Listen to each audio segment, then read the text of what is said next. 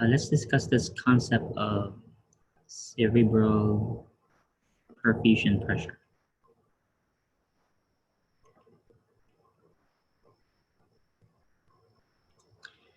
This is also known as cerebral blood flow.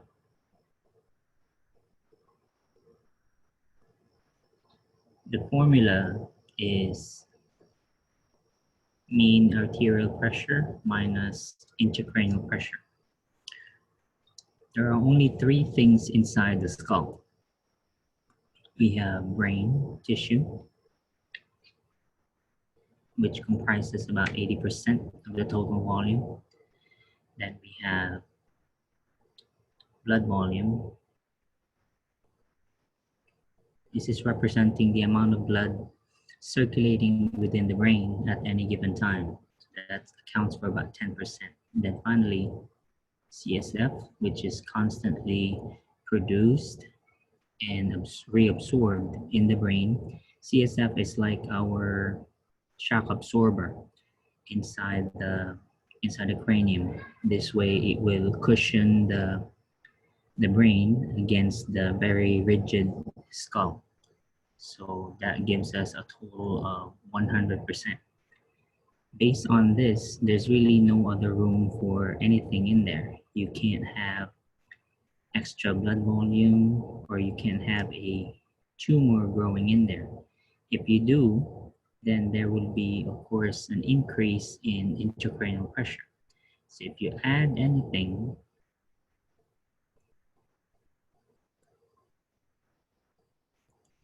will increase ICP. ICP is normally 10 to 15 millimeters of mercury. Let's explain the Monroe-Kelly doctrine. The Monroe-Kelly doctrine is described in the textbook, but it's not written there. Meaning there's a paragraph describing it, but it doesn't really refer to it directly. Anyway, the Monroe-Kelly doctrine says that if the volume of any of these components here, brain tissue, blood volume, or CSF, increases, then volume in another compartment must be displaced. To explain this, let's take a cup of water, for instance. So if a cup of water is already filled to the top, it's already full. If we add one more drop to it, what will happen to that drop of water? Spill over. All right, so it will spill over. Same thing here.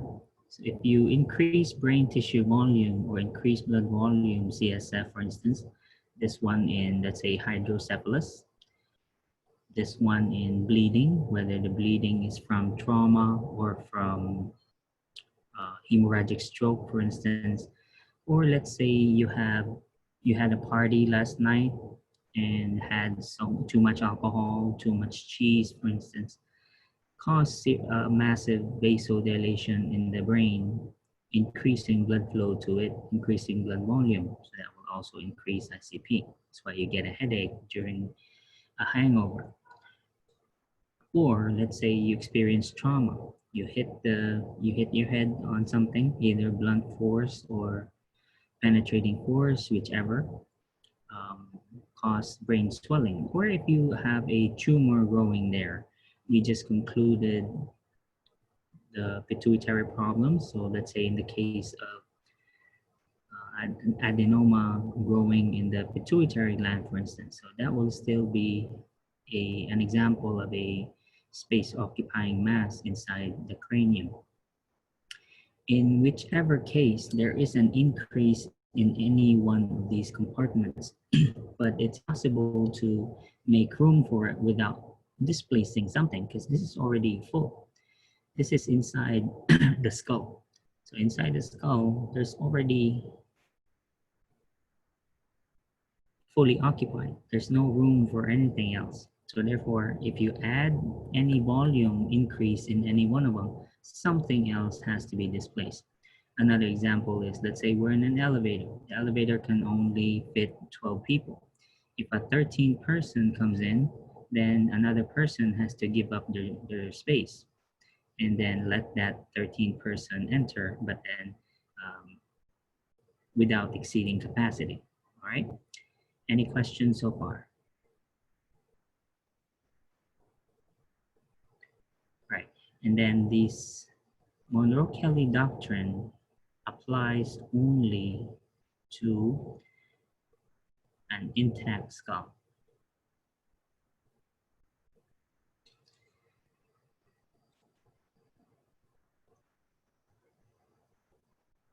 You can read that, right? Okay.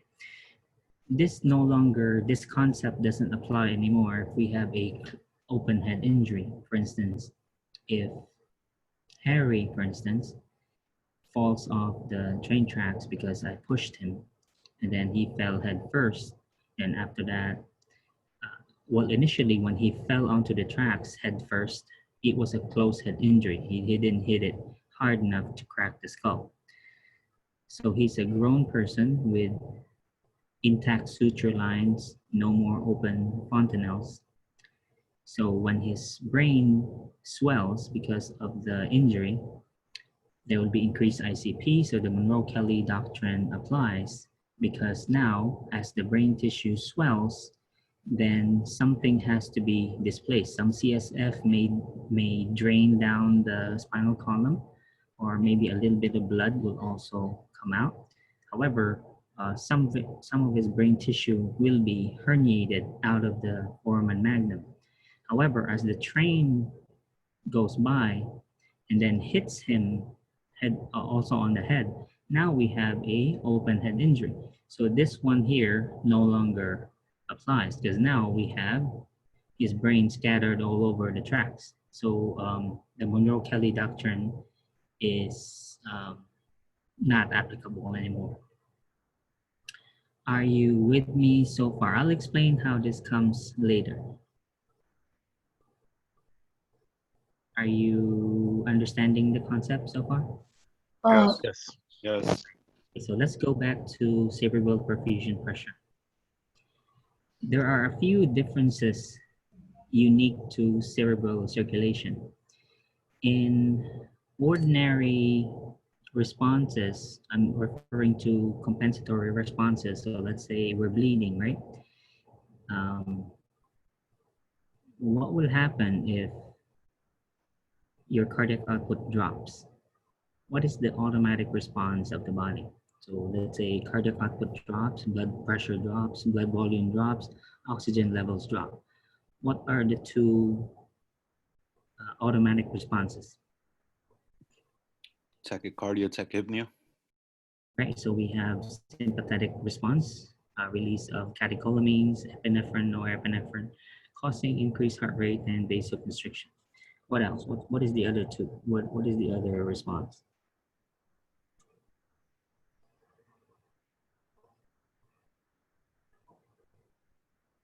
So besides the sympathetic nervous system, what else will be stimulated? The system? The RAS system, yeah, correct. So we have the Renin-Angiotensin-Aldosterone System. So we have the same effect there. In the RAS though, its effect is vasoconstriction because of the angiotensin side. On the aldosterone side, it will cause sodium and water reabsorption, right? Both will increase blood pressure, increase cardiac output by increasing preload and increasing afterload. In the case of the brain, yes, there is still that response, but within the brain circulation itself, the autoregulation is different.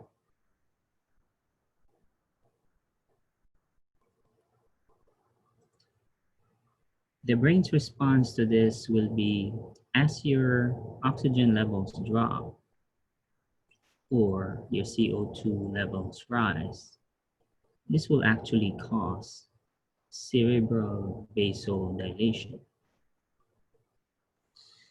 And the medulla automatically increases blood pressure.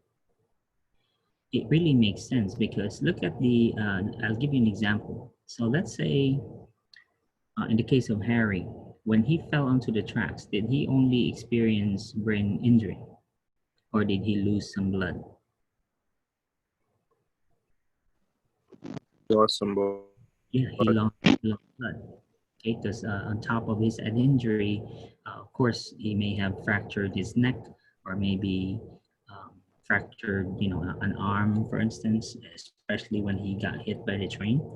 So the brain's autoregulation is to increase mean arterial pressure, to increase blood pressure. Let's review our formula for MAP. So this is 2 times diastolic blood pressure minus add plus your systolic blood pressure divided by 3. So let's say his blood pressure drops to 110, or let's say 100 over 60, which in normal terms isn't really bad, right? But look at the effect. ICP is normally 10 to 15. So let's say in the first part where he had the closed head injury, his ICP, let's say, rose to 18. And then his blood pressure dropped to 100 over 60 because of the bleeding he sustained. So the MAP here will be 120 plus 100 to 20. So that'll be 7 to 10, 73.333. So let's say 73. What is now his cerebral perfusion pressure, which by the way must be between 70 to 100 millimeters of mercury in order to perfuse the brain normally. So how much do we have here? 55. 55. Is this good or bad in terms of CPP? Bad. That's very bad. In fact, if this falls below 60, brain cells die.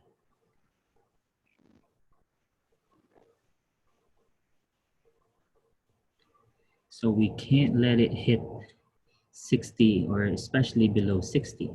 Since it's too close, if we keep it to 60, because below that, it's already, the brain cells start to die.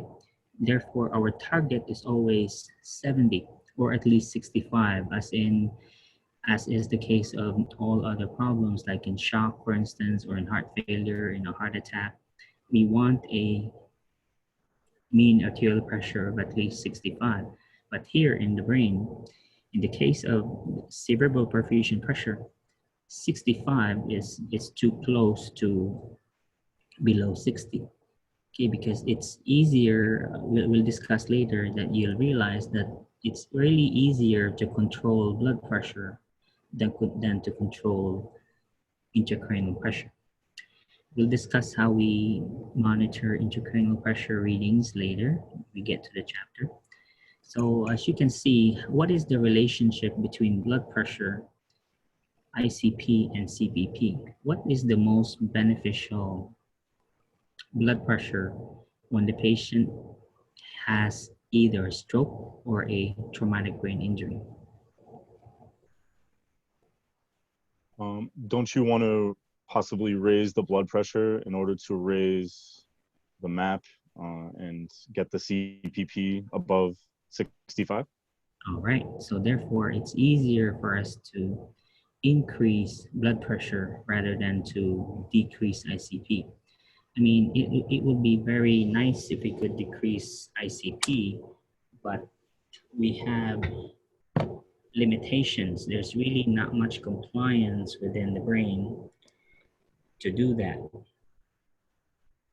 I read something here that you guys can't, my audio not very good. Yeah, Professor, there's a muffling sound at the back of the, like a swish sound.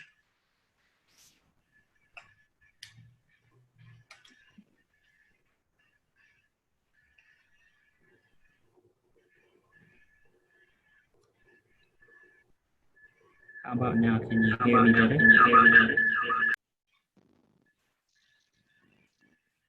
Now there's like an echo. Oh.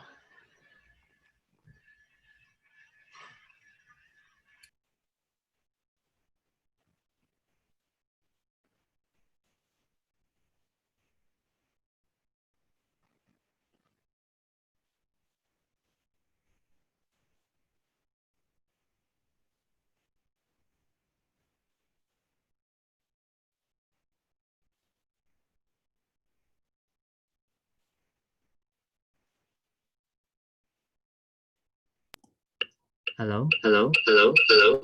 Hello? Hello? Yeah, it's echoing, Professor.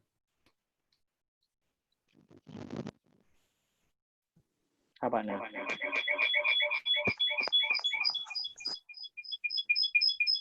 Yeah, still echoing. Try now. It sounds like there might be two devices next to each other. Yeah. I muted the other one more. Is it better? It has a echo, but I think if you like completely shut off the other device, it won't happen.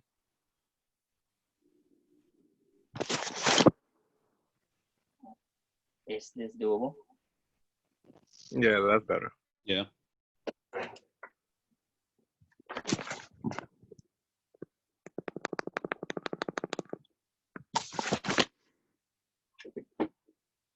All right, where were we?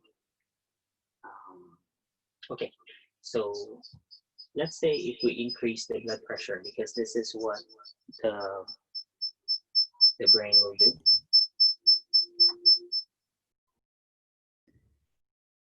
Can you hear me?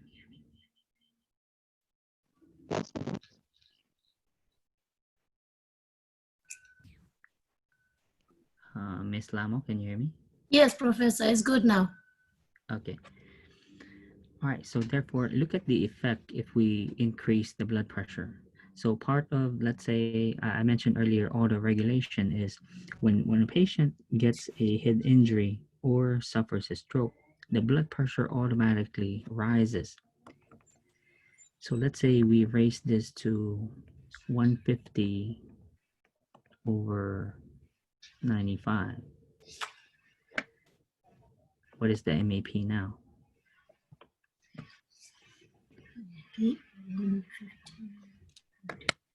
MAP is 95 times 2 plus 150 divided by 3. 113. So 113. This goes 113 minus 18. This is now 95. Yeah.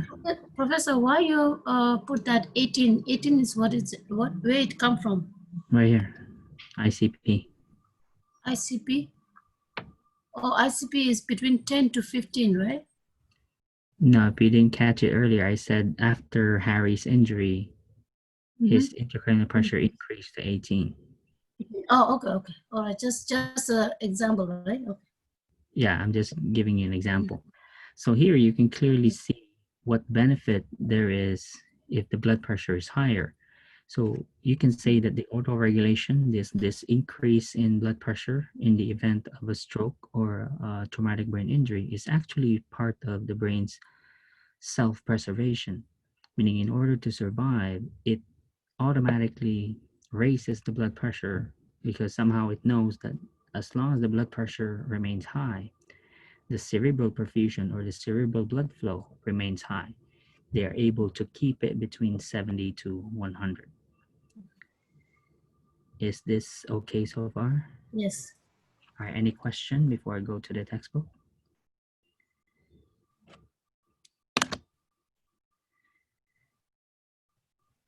All right, so let's. Okay, I'll be switching between chapter 45 and 41 periodically. So this part here is nice to know. So traumatic brain injury there can be direct or indirect injury. The injury can be blunt force trauma, or it could be penetrating trauma. So this is an example. Somebody gets hit with an uppercut, for instance, or hits themselves as they hit the ground, or could be hit from the back of the head, or both. Let's say after getting hit here, the brain gets hit here in front, we call that coup, and then as the brain ricochets against the back of the skull, That's the contracule. So now you have two primary injuries there. Can also be caused by car accidents where you have same method of injury. So you have acceleration and deceleration forces causing again the brain to hit the front and or the back of the skull. Either way, you have a contusion. You may have a laceration, whatever the nature of the injury is. So let's discuss primary injuries. So this is an example of a primary injury. So as defined, thank you for reading, Ms. Lamo.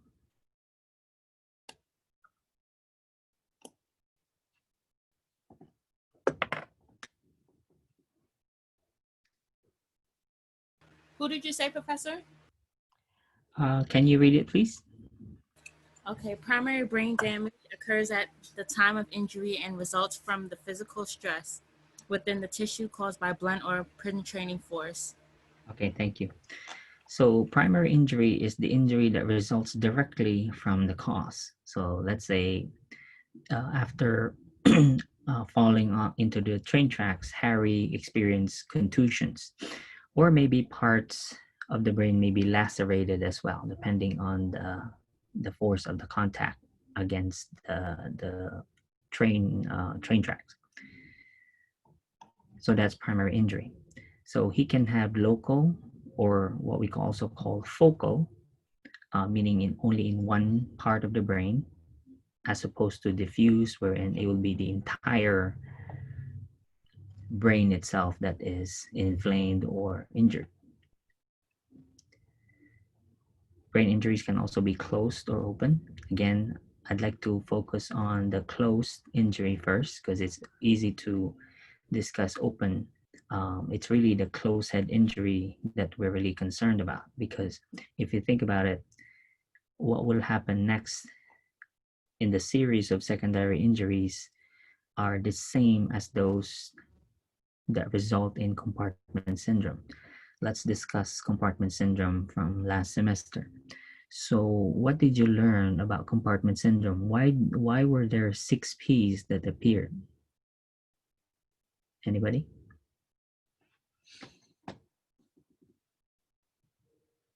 The increased pressure? All right, because you had injury, but then there was nowhere for the injury to expand, correct?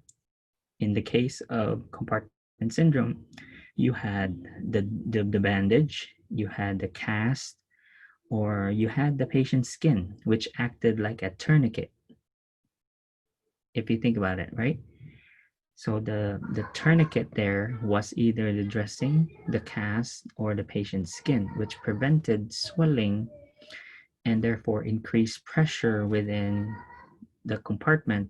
The compartment in this case was the arm, the leg, or the torso, or in this case, it'll be the skull. So now we have the 6 P's appearing because you're already causing obstruction of not only arterial blood flow, but also venous blood flow. Even the nerves and lymphatic circulation were all compressed. So therefore, there was pallor, there was pulselessness, there was pressure, there was paralysis, there was poikilothermia, and there was also pressure, right? So you had 6 P's appearing because of the increased pressure inside. Now, the most rigid compartment in the body is the skull, obviously. I mean, there's no other more dangerous compartment than the skull. The reason why I said earlier that this only applies to an intact skull is because let's say in the case of an open head injury, meaning Harry's skull is now open, or in the case of an infant, if let's say the patient was an infant, a newborn, wherein the newborn has open suture lines, has open fontanelles, so therefore there is some give, right? The infant skull can swell, no problem. They can accommodate increases in intracranial pressure because the skull isn't fused yet.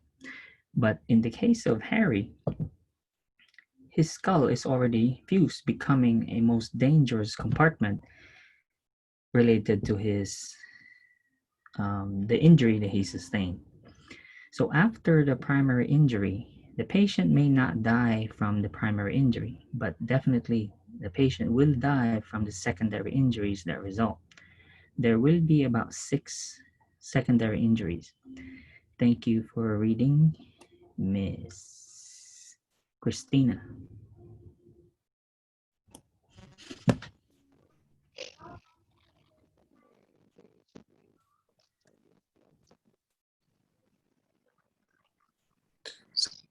Secondary injury to brain injury includes any processes that occur after the initial injury and worsen.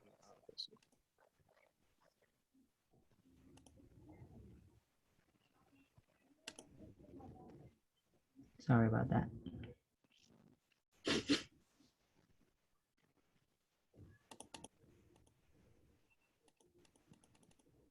Okay, continue.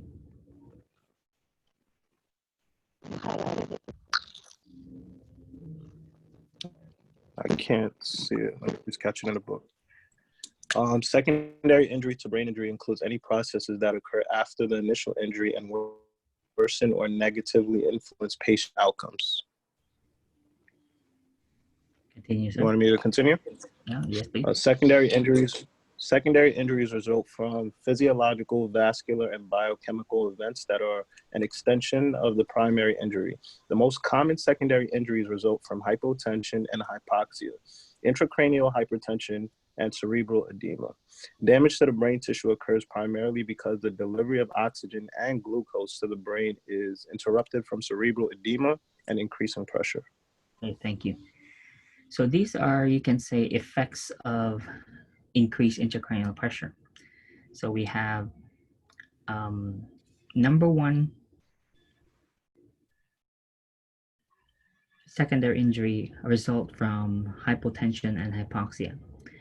So if you look at the brain structure here, go to 41.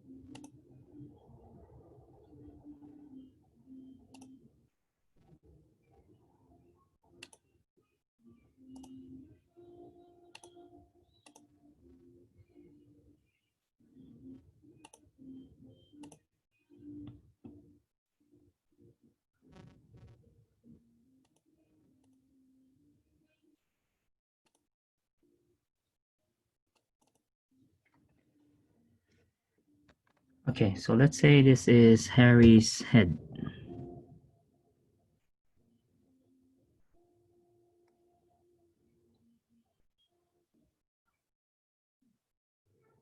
This is Harry. So after he injured this, when he fell, and then it ricocheted here, so he has 2 contusions, 2 lacerations here. So he now started bleeding, and then of course there's that will cause a huge hematoma here, another hematoma here somewhere, and then the brain also started swelling. All right, so now we have an increase in his brain tissue. It's now more than now more than 80%. So let's say conservatively, let's say 89%. Okay, it increased. And then plus there's increase in blood volume because now blood is not inside the vessels anymore. They're now outside, forming a hematoma. So the blood there, the hematoma, caused an additional increase of, let's say, even just 10%. And then he has CSF somewhere here in the ventricles, which are constantly produced and reabsorbed. However, because of the increased pressure now in the brain, the reabsorption is now impaired because the brain tissue increased in size. That way it obstructed the canals that are supposed to drain the CSF down the spinal column, and also to be reabsorbed within the brain. So this, even the CSF also increased by another 5%. So we have a total of 5, 10, and then plus about 9. So that's approximately 15, 24% increase in intracranial volume here. Now, how on earth are we going to find 24%? Because even if we displace some CSF, which right now is really impossible because the brain is swollen and therefore reabsorption of the CSF is close to impossible. And the hematoma, there's no way that can come out without surgery. So we have to do surgery in order to remove that hematoma. Right now we can't. And the brain tissue is also swollen. Okay, and then we're just being conservative here. So back to the Monroe-Kelly doctrine, we said that the cup of water was already full, and now you added all these masses and volumes here. So what will happen now? Maybe the ventricle would collapse. Well, it can't collapse with CSF inside them. Brain tissue herniation? Okay, there is only one opening in the skull. This is the only opening right here. So you have the opening where the spinal cord exits the brain. Since this is the only opening, after you, let's say, displace some CSF that may be here, some blood that may be close here, you can displace that. However, that won't reach 24% volume. You have to displace something else. And it just so happened that this is the part of the brain closest to the opening. So this will automatically be pushed out. And which part is this? Cerebellum. This is your brainstem, right? What Yeah, are the brainstem. functions of your brainstem? Maintain the thermoregulations. Thermoregulation is done by the hypothalamus. Hypothalamus, yeah. The respiratory center, respiratory system. cardiac center. Oh, Your breathing, your heart rate, your blood pressure is controlled here. And then it also contains the reticular activating system, which is the site of your consciousness. So is the brainstem important? Very. yes. Yeah, and then you squeeze that out through here, which is a small opening. Now remember evisceration, wound evisceration in post-op, chapter 16. So if you squeeze a bigger organ through a much smaller opening, what will happen to that organ? Because this is way bigger than the foramen magnum. So if you squeeze this by force through there because you increase ICP, because the Monroe-Kelly doctrine, hey, this can't be. We can't have this. Something has to go. Okay, we can't fit everything here. Now you're occupying all these spaces. Somebody has to go.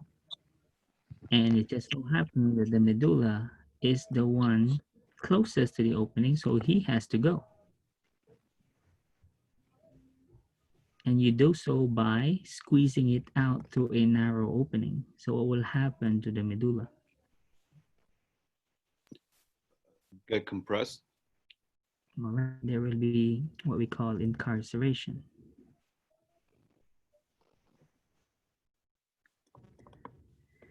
You squeeze it out, it will lose blood supply. Now what will happen to Harry now? So of course, first Harry will go unconscious because the reticular activation, right, is now ischemic. What will happen to his respiratory rate? It'll increase. Like Shane Stoking. Okay, this will drop, become irregular. And what will happen to his heart rate and his blood pressure? Drop. Okay, so this is why the brain, part of its autoregulation is to increase blood pressure because it knows it's already injured. However, once the brainstem is already pushed out, can it do that autoregulation? Does the brain have the ability to increase blood pressure once the medulla is already ischemic?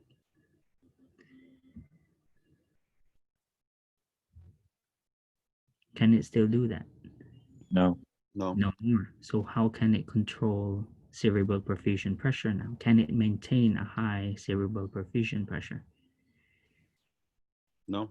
No, it loses that ability. So this is why severe traumatic brain injuries have a very high mortality. So patients who do reach the ER or the ICU,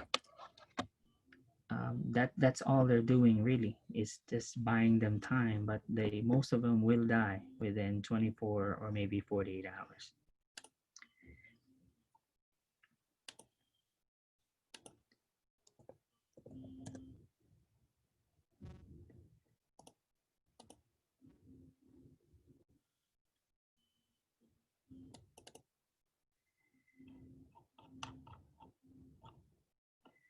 Okay, and that wasn't the end of it.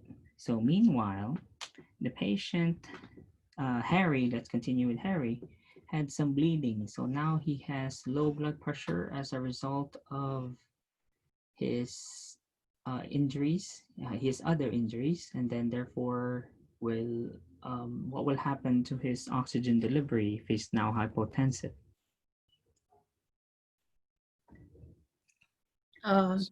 Obstruction in the delivery of oxygen. Okay, so what blood pressure drops, oxygen levels also drop. So now you have hypotension and hypoxia. And can you also say that his carbon dioxide levels will now rise? Mhm. Yeah. Yes. Okay, Yes. oxygen levels drop, CO2 levels increase. And we already know that CO2 levels, if you have high CO2 levels or low oxygen levels, this will cause more vasodilation in the brain, part of the autoregulation again, which will not help with the increased ICP. The ICP will continue to increase here because this will cause vasodilation, increasing blood volume, increasing ICP. And here is now ICP. So it will definitely start to rise. So this is our normal ICP. Can you read this, please, Mr. Kimmins?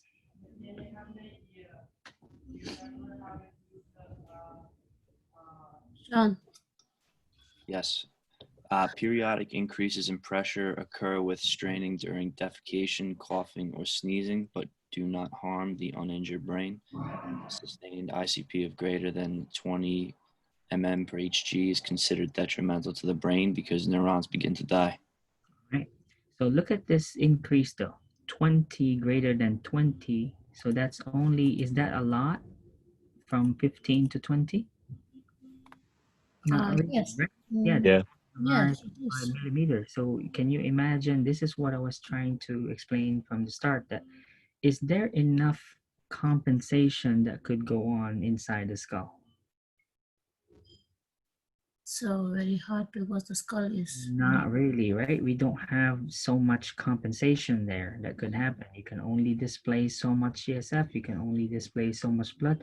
Next thing that will happen is there will be brain herniation that will result. And you already know what will happen once brain herniation occurs. I already mentioned this, that patients who have severe head trauma, severe head injury, this is what they die from, really. It's really the increased ICP, which drops your cerebral perfusion pressure or cerebral blood flow, and then the patient dies. So here is the only opening in the skull. So brainstem will herniate downward. There are 3 methods that it can herniate out. It can herniate down, it can herniate sideways, or it can do both, herniate down and sideways at the same time. And that will cause irreversible brain damage and, of course, death. can we survive without our brainstem? No. No. This part here describes the edema that will form as a consequence of the injury to the brain. This is nice to know for me because there are 3 different ways edema can form, but however, edema is edema. Regardless of how it formed inside the brain, it is a space occupying lesion. It causes ICP to increase. So no matter how you look at it, vasogenic, cytotoxic, interstitial edema, who cares? That is still an increase. It will still cause an increase in volume, therefore increase in ICP. And here's another one. So this is another secondary injury. Hemorrhage. Hemorrhage outside the brain. That's what we talked about, hypoxia here, hypoxia and hypotension. But this hemorrhage here is occurring inside the brain, inside inside the skull. So it can form epidurally, it can form subdurally, or even subarachnoid. So whichever layer the hematoma formed. Again, this thing doesn't matter because wherever it forms, they are still space occupying lesions and therefore will increase ICP. Here's a critical rescue which will be mentioned several times throughout chapter 45, not only under TBI but also under the stroke section. You'll see these statements specifically repeated. They always refer to any change or even especially loss of consciousness. In the case of epidural or subdural hematoma, when the patient's loses consciousness, that is an emergency, meaning that is a rapid rise in ICP, and therefore that needs to be relieved right away. And the only way we can do that is surgery. So the patient will need craniotomy in order to evacuate that hematoma. Please read the details on your own. So this is a typical scenario, whether the hematoma happens at home or in a nursing home or in the hospital. The problem with subdural hematomas is how it affects the outcome of the patient is really how fast does it develop. In the case of venous bleed, the onset may be slower, which can be dangerous because the patient initially will not have any focal injuries or any symptoms. They will just say, "Oh, I just got a headache from the fall. I'll be okay." Because obviously that one is a venous bleed. So little by little, the blood is just trickling out of that vessel until the size of the hematoma gets so big that it affects ICP, meaning the ICP increases above 20 now. So then the patient's prognosis is obviously poor. So it really doesn't matter whether the space occupying lesion is a hematoma or a tumor. That's why it'll be the same concept. So later in the chapter, when we go to brain tumors, we don't have to discuss it separately because it's really the same. It just happened to be a tumor. Of course, in that sense, the management will be either chemo, radiation, and or surgery. Which we already discussed in chapter 22, but the fact remains that it is a space-occupying lesion. And here's hydrocephalus again. The injury can result in hydrocephalus in the sense that the swelling may compress the ventricles and also the pathways by which they drain. And therefore, it will affect reabsorption of the CSF while the production is nonstop. So you have a normal production of CSF, but now you have an abnormal reabsorption or drainage of the CSF, which leads to hydrocephalus, which leads to increased ICP. And then finally here, this will be the cause of your patient's death, which is now brain herniation. These are your manifestations here. Change Stokes respirations. There will be pupillary changes as well as hypotension. So here's an example. So this lesion here could be a hematoma. This could be a tumor or whatever this is. The fact remains that it is occupying space there. Therefore, it is increasing ICP and could potentially cause brain herniation. These are nice to knows here. I do have a question on prevention. So most causes of traumatic brain injury is, of course, trauma, not only vehicle accidents, but vehicle against a motorist, a pedestrian, I mean, or another motorist, this time not a car, could be a bicycle, could be a skateboard, or it could be a drunk. Either way, either the motorist is drunk or the patient on the skateboard or bicycle or motorcycle is drunk. These are just the most common, but you see in New York City, we have bars that are on the second floor, which is not good when you have people that had too much to drink coming down those steps. So it's dangerous. Or if you have, let's say here, common events at home, especially in the elderly, we have no anti-slip padding on the bathtubs.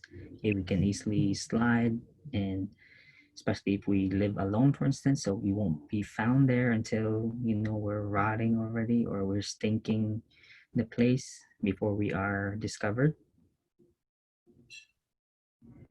We'll do the signs and symptoms in the chart because there will be 3 levels of brain injury, and we will test the chart. This is all nice to know here. They specified chart 45-7 for the older adult because it is the most common. They have the higher population for brain injury. So here are now your signs and symptoms. So let's do it by looking at table 45-4. So this will describe mild, moderate, and severe traumatic brain injuries. So the differences here in the table is number 1 on the how long is the loss of consciousness, if any. What are the accompanying signs and symptoms? So make sure you're familiar with what's expected and what are reportable signs and symptoms. Okay, I won't read this for you. Definitely the signs and symptoms here will be more severe as the levels go up or the type goes up.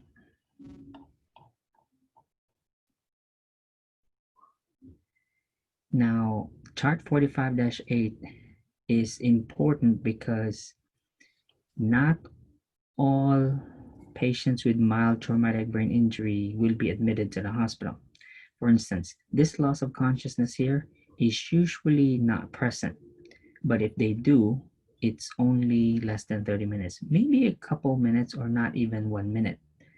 Okay, so for that reason, they're usually not admitted to the hospital. However, they will be given instructions, the family member especially, will be given instructions on what signs and symptoms will be reportable or will be reasons for the patient to be brought back to the ER. All right, those instructions will be later, a few pages later. But for now, these are the expected. Okay, so these, when the patient shows these symptoms, do you necessarily report or take them back to the hospital?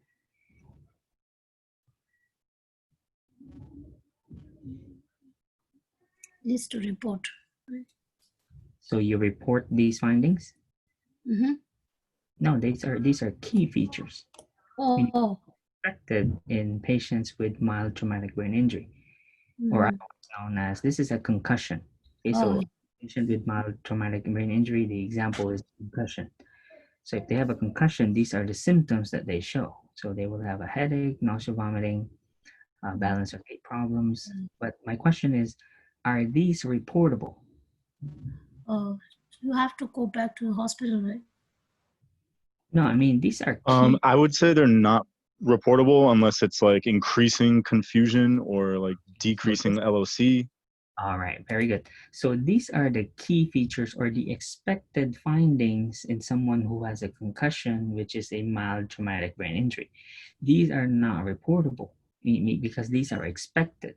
Oh, However, later we will have another chart telling you when to take these people back. Because again, these people will not be admitted to the hospital. 90% of the time, they'll be sent home because really there's no need for them to be hospitalized because again, these are expected after a mild traumatic brain injury. Oh. All right. Mhm. So it's normal to have amnesia. However, the amnesia, of course, is short term. Okay, they just don't recall, well, what happened to me, right? Because they suffered a mild traumatic brain injury. So it's normal to have some memory loss, but only the memory loss is around the time of the injury. Okay, only that event. Professor, can I ask you a question? Mhm. So how long would you monitor a patient before, let's just say a person did bring the patient into the hospital even though they were experiencing mild traumatic brain injury, and they were admitted. What's the appropriate time that you would actually monitor the patient before you say, okay, it's been about an hour, he hasn't shown any signs and symptoms, so it's okay to discharge him? And then let's say he experienced an event later on. What would be the, Okay, I guess you could say, the recourse to that in a patient who was discharged when something like that did occur, and it was mild, and then their symptoms changed later on, but not in the same time frame that it should be expected to have shown a change. Okay, I was gonna wait until later, but since you asked it, okay, here it is. Because it's further down in the chapter. Okay, 45-9, this is page 949, 5 pages later. So to answer your question, thank you for reading. Okay. The mild brain injury, initial neurologic assessment occurs hourly until the patient returns to baseline. The frequency of ongoing assessment for mild traumatic brain injury is not established. Okay, so does that tell you when the period is? I mean, do we have a specific period about, how many hours? no. No, it's just a hourly assessment Until the patient returns to baseline. to baseline. Got it. And then after that, then you can, the doctor can decide, okay, so you're okay, we can send you home now. Does that answer your question? Because there's really no set time because we don't know how long this patient will recover. So I can't say, just 2 hours in the ER or 24 hours. I don't know. So it'll be hourly until the patient returns to baseline. Of course, the longer the patient does not return to baseline. So is it still mild brain injury though? If it's longer, because remember in the descriptions earlier, Moderate. here, if you're comparing the 3 types of head injury, look at the time. So here, loss of consciousness for up to 30 minutes. This one, moderate. Patient now has a loss of consciousness between 30 to up to 6 hours. Right? So of course, if the patient has these other symptoms, then that's not mild anymore. Does that make sense? Yes, thank you. All right, so let's finish this part since we already started it. All right, the other instructions here, of course, will be, of course, the patient has a headache, right? They have nausea, vomiting. So that's okay, those are expected. But what matters is what do you give for the headache? So they specify only Tylenol, nothing else. Especially no none of these, no sedatives, no sleeping pills, no alcohol, okay, for at least 24 hours. All right, because that will, of course, affect your neurologic status, and then we can't tell whether or not is this from the injury or is this from the pill that they were taking. And no strenuous activity. You don't want to. That's too soon. Okay, so for at least 48 hours, no strenuous activity. And then remember earlier we had gait disturbances as the expected one of the key features. Right? Okay, so therefore this is expected, but we do tell the patient and especially the caregiver to prevent falls. And then when these patients now present with these, then they have to be taken back to the ER. So not just a regular headache, but now a severe headache, not just nausea vomiting, but persistent or severe nausea vomiting. And this one wasn't there earlier. There was amnesia, but no blurred vision. And this wasn't mentioned in the key features. Okay, there shouldn't be any drainage. If you see any drainage, that indicates already a skull fracture, because now you have possibly CSF leaking out of your nose or out of your ears. And then there's increasing weakness, and this one definitely, this is already a sign of a stroke. Progressive sleepiness, that means your level of consciousness is now deteriorating. And the headache, the same headache here, is now worsening. And then now you have pupillary changes, which is now moderate to severe head injury. That makes sense? Yes, sir. Okay. Progressive sleepiness, what does exactly it shows like? Say again, what was the question? The sleepiness, we say that if the children falls or from some injury, so we never let the children to make him sleep, or so what is that progressive sleepiness indicates? I don't, it kind of got jumbled. What was your question? The question is like, progressive sleepiness, so what does it indicate, sleepiness? Yeah, that the head injury is no longer mild, meaning their level of consciousness is now deteriorating. You'll appreciate this more when we get to Glasgow Coma Scale scoring, to check for the level of consciousness.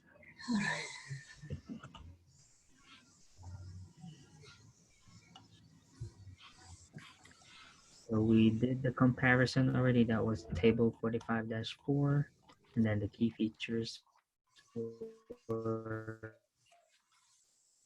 -8, and we left 9 went to bring the patient back to the hospital. This is a given, of course, after the injury. You're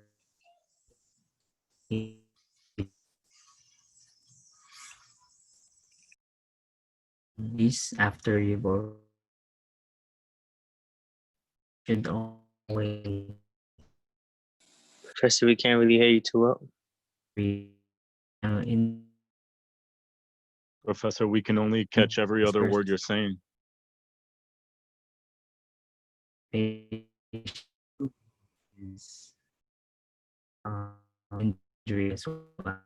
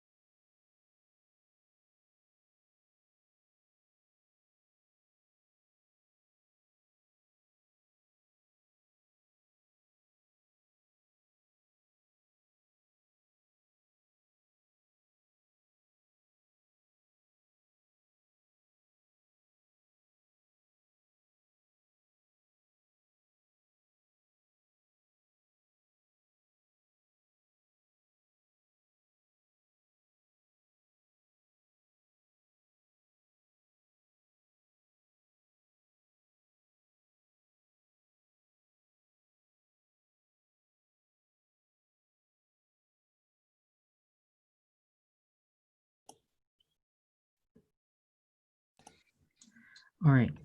So after assessing ABCs, of course, you also look at the patient overall. So after your initial assessment, establishing airway, breathing, and then finally circulation.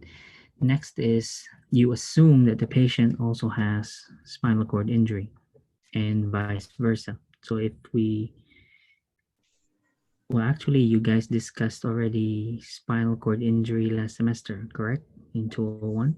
Yeah. Yes. So yeah, I'm sure when you discuss spinal cord injury, you also assume then that the patient had head injury, correct? So this thing goes both ways. So it's vice versa. And then can you recall what, by the way, this thing here is referring to neurogenic shock. You remember neurogenic shock from spinal cord injury? Yes? Yes. Okay. So this is different from spinal shock, okay? Spinal shock is different. This is this is neurogenic shock. So watch out for this because again, we assume that the patient also has spinal cord injury. So let's just briefly review. So when the patient has an order for spinal precautions, what does that entail?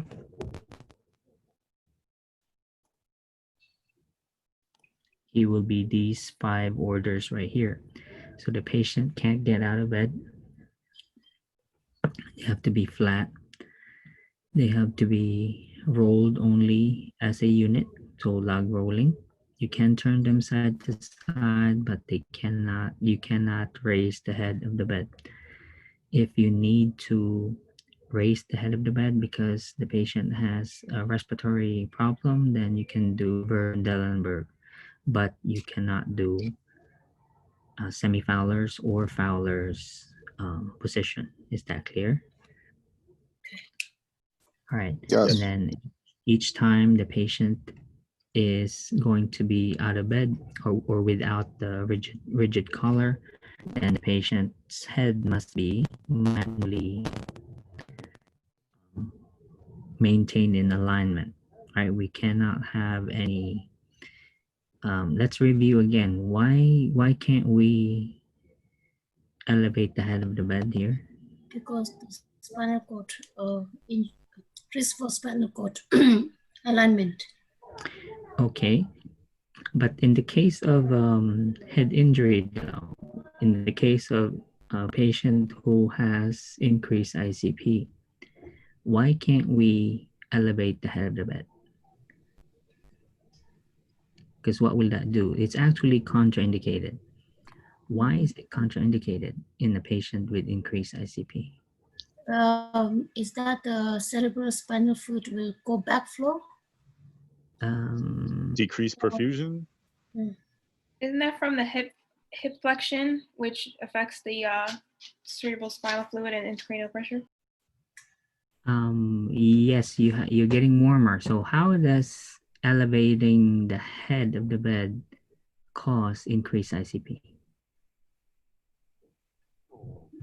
Because the ICP, it flows from the brainstem down to the spinal cord. So if you raise it up, it will backflow the, cerebral spinal fluid, CSF. So it will increase. Already, there's no space inside for the reabsorption. So. Okay, so it's actually related to venous return. If you flex the neck or the hips, for instance, what will happen to intrathoracic pressure? Let's say if you're sitting up, what happens to intrathoracic pressure? Increases. Increases. Right, because there is now increased intrathoracic pressure. What happens to the venous return from the head? Congestion. It will impair venous return from the head and the upper part of the body. So you cannot have any decrease in venous return. You have to keep the blood returning to the heart normally, because otherwise any increase in thoracic pressure means there's less venous return, therefore it will increase ICP. Plus, you had discussed autonomic dysreflexia also last semester. What is the effect of head of the bed elevation on blood pressure? Up or raise. It reduces blood pressure. Oh, Right. it Because increase. in fact, what that was one of your first interventions, right? In autonomic dysreflexia, it was to place the patient in a sitting position. So doing so will drop blood pressure, and we already understand cerebral perfusion pressure, that we need the blood pressure high in traumatic brain injury or in stroke. We cannot let the blood pressure drop below 140/90. It must stay around at least 140 or 150. Okay, that would be your target. Because of your increased ICP, you cannot drop that blood pressure below 140. Okay, so I mentioned autoregulation here. So this is the brain's self-preservation, which is, of course, the response will be to raise blood pressure in order to maintain cerebral blood flow, because any increase in ICP will drop your cerebral perfusion pressure. Therefore, raising blood pressure will maintain your cerebral perfusion pressure within 70 to 100 millimeters of mercury. So, Professor, quick question. So we need to maintain the blood pressure high. So in that way, then why we are making the person not on the semi-fall, or instead you are saying that you have to lay the person supine position. No, the supine there was in the case that the patient has spinal cord injury, meaning when the doctor institutes spinal precautions, then the patient will be flat. However, once that is ruled out, you can raise the head of the bed, but no higher than 30. Okay. Yeah, but don't worry, we'll get to the interventions later. Okay. Another thing we do is monitoring for the Cushing's triad. This one, though, is not an early sign, but rather a late sign of increased ICP. These are the Cushing's triad. You have severe hypertension, and that hypertension has a wide pulse pressure, and then the patient also has bradycardia. In addition to this, the patient already has changed Stokes respirations as well, because obviously the brain herniation is now present. So again, let me emphasize that the Cushing's triad, once they appear, this is not good news. This is a classic, but however, it's a very late sign of increased ICP. And when these appear again, usually the patient is about to die. We monitor Glasgow Coma Scale score constantly every hour, and we definitely will report a change, especially a change of 2 points or more, to the physician. Always look at it from a certain perspective though. So let's say the patient's Glasgow Coma Scale score was 9 and then it became 11. Do we report that? Yes. No. It increased by so. Well, this one specifically says a change of 2 points, but a 2 point or more deterioration though. Yeah. Okay. Deterioration, then you report. But if it's increasing, it's good, right? Yeah. So therefore, we report if it's decreasing. Let's say 11 and it became 9. However, if it was 9 and then became 11, still a 2 point change. However, it's a change for the better. All right? Okay.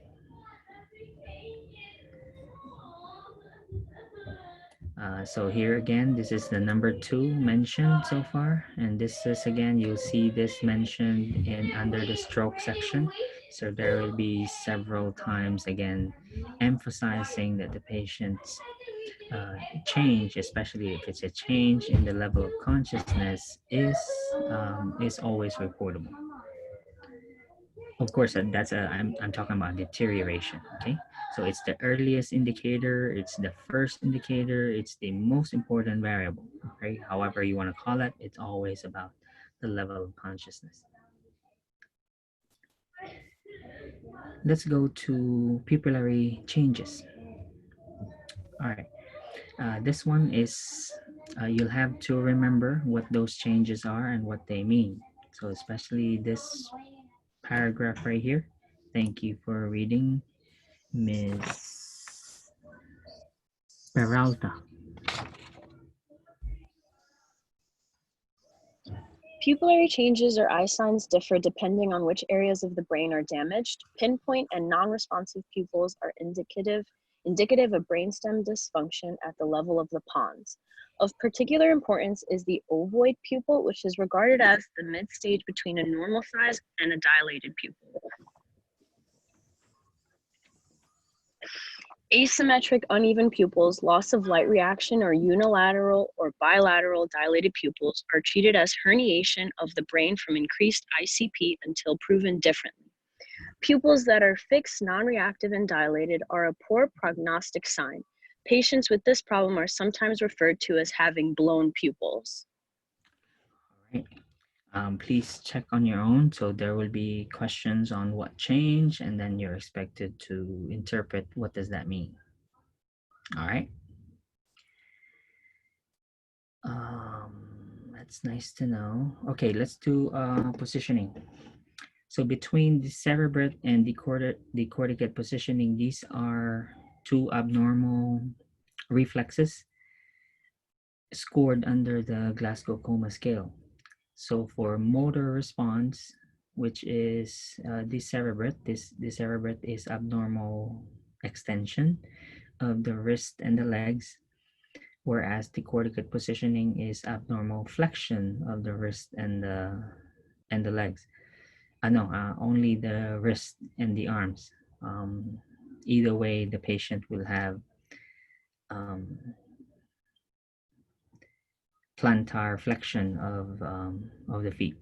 However, the cerebral has a score of 2, whereas the corticate has a score of 3. So between the two, 3, which is the corticate, has a better prognosis compared to a patient who has the cerebral positioning. You'll see these in chapter 41. The pictures will be on chapter 41. We talked about leaks earlier under mild brain injury. So this is a sign that should be reported to the physician. Testing it for CSF, though, is not done via a dextrose sticks, meaning we typically don't rely on checking it for sugar because usually it's bloody. So the halo sign is a more reliable way to check whether or not that liquid that is draining is CSF. So you use any absorbent material, which is usually gauze, so you dab it, and then when you have a clear yellowish ring surrounded by a spot of blood, so if you see that halo, that is called the halo sign, it is a reliable method to check for the presence of glucose, which means this is CSF. Here's the rationale, because tears and saliva can also cause a clear ring in some conditions. Because most of the time they will be accompanied by blood, so it's not just a clear drainage. Other signs of skull fractures are the following. So you have ecchymosis, or you have raccoon's eyes, or you also have the battle sign, wherein instead of the bruising seen around the eyes, it'll be in the back of the ear. So that indicates a fracture of the base of the skull. You've seen pictures of these in the recent protests, wherein there were some people who sustained head injuries. So when you see them 24 hours later, they'll present with these hematomas, not at the time of injury, meaning even though the head was the source of the impact, meaning the trauma was applied to the head. Once you have the skull fracture, though, there will be ecchymosis in by gravity. They will drown. They will accumulate around the eyes or at the back of the ears. We'll skip the psychosocial. Lab-wise, there really is no blood test to detect for traumatic brain injury. Routine imaging will be CAT scan or MRI to see the extent of the injury. Let's go now to interventions. There's also a list of best practice, which is found under the stroke section. So we'll just come back to those next week. However, so far, let's summarize. We already looked at the primary and secondary injuries.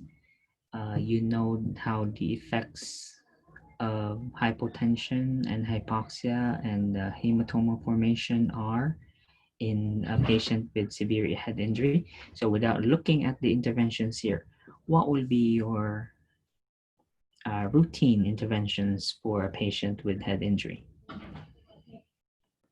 I won't scroll down yet. So tell me what you can do for a patient with head injury.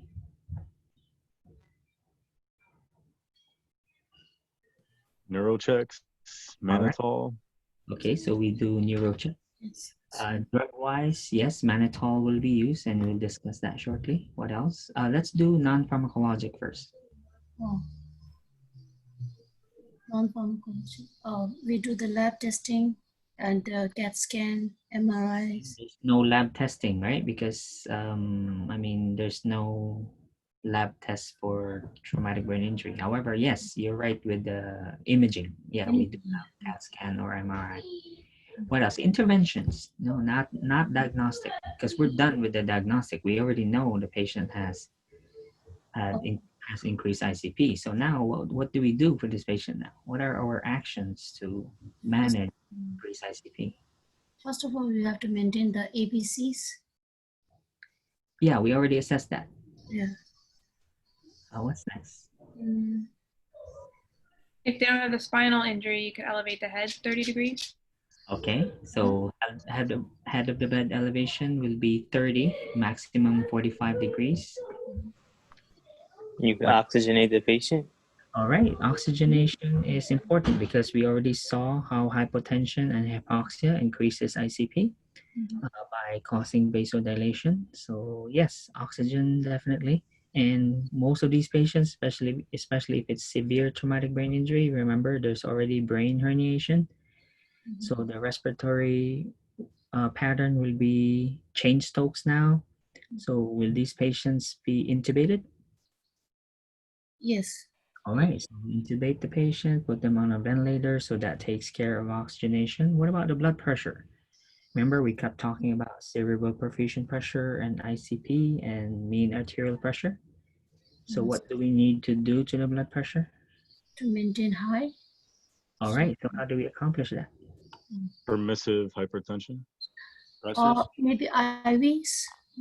Okay, we do IV fluids. Yeah. So we do IV fluids. I know whoever said permissive hypotension, there was a evidence-based box here, but however that is not really supported with enough literature. So our interventions remain that we need to maintain cerebral perfusion pressure by keeping the mean arterial pressure at or higher than 65 or 70. 70.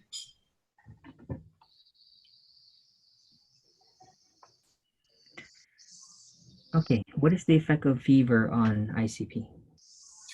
Fever. It will raise, right? So let's take, for example, you guys, when you have a fever, what else do you feel? Feel hot. But what is the high fever? Headache. Right. What causes that headache? Why do we get a headache when we have a high fever? Vasodilation. All right. So therefore, does the fever cause therefore increased ICP? Yes. And your manifestation of increased ICP is that headache. Okay, very good. So therefore, what do we do when patient has a high temperature? So we have to reduce the temperature by giving. You already know how to reduce the patient's temperature. We know about oxygen, and if needed, we intubate the patient. So here's the intubation. We'll just, You said reduce the temperature, we can give drugs, medications? I'm sorry? Or we have to give medications to reduce the temperature, or what we have to do? Cooling blanket, cold packs. Yeah, what's wrong? Oh, okay. I don't know. Yeah, whatever you do to cool the patient. Okay, you tepid sponge bath, Tylenol if they're still awake and can take by mouth. If not, you give it intravenously. So here's the what I was saying earlier. CO2 is a very potent vasodilator, which again causes vasodilation, increased blood volume, and increased ICP. Because coughing, sneezing are going to cause increased ICP. So if needed, to suppress that, the patient will be given lidocaine. So here is our positioning. So 30 to 45 degrees. That will decrease or prevent rather your increases in ICP. Here's the avoiding hip flexion. Again, we don't want any intrathoracic pressure increase.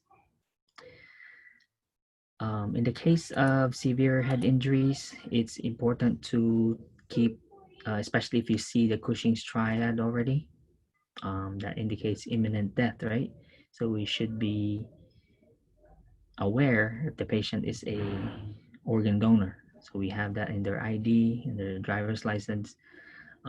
It's just a matter of how you approach the family regarding this. But you know, we do have a long list of people who can benefit from organ donation. So if it is there, then you know, just be prepared for that. Okay.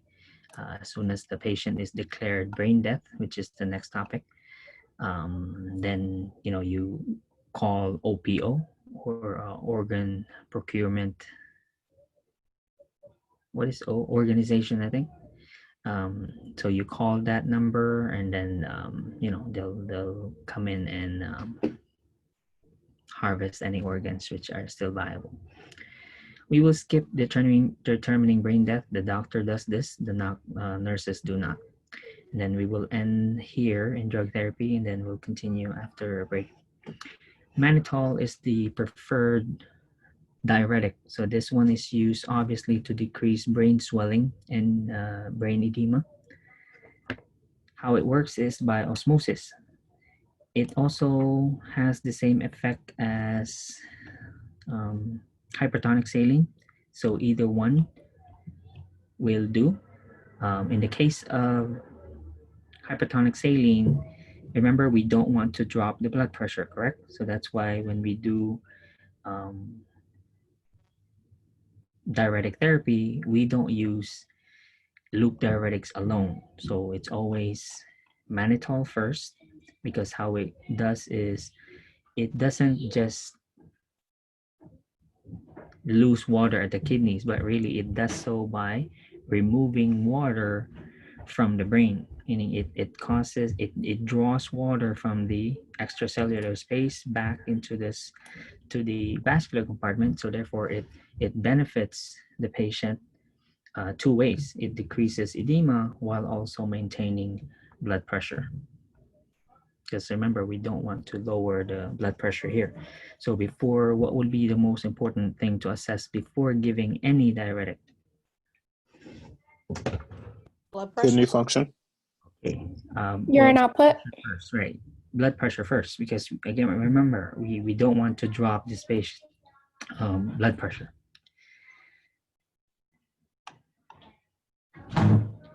Just remember that hypertonic saline has the same effect. Okay.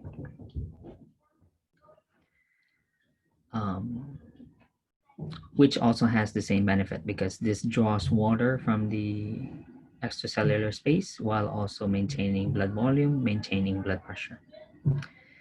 Here's a nursing responsibility when giving mannitol. Please read on your own that entire paragraph.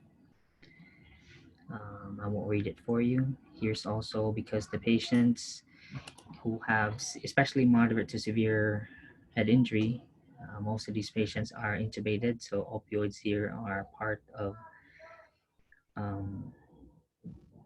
pain management that is assumed when the patient is on a ventilator, especially if they demonstrate agitation, because that will increase ICP or restlessness.